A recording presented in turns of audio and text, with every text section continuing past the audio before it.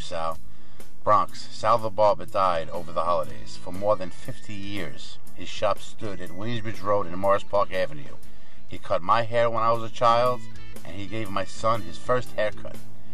He felt ill on December 23rd and had to rest 45 minutes before he gave me the best haircut of my life. I offered to drive him home or anywhere, even to the hospital, but he refused. He wasn't a complainer.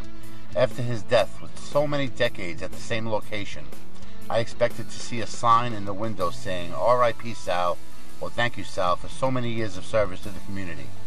It didn't happen.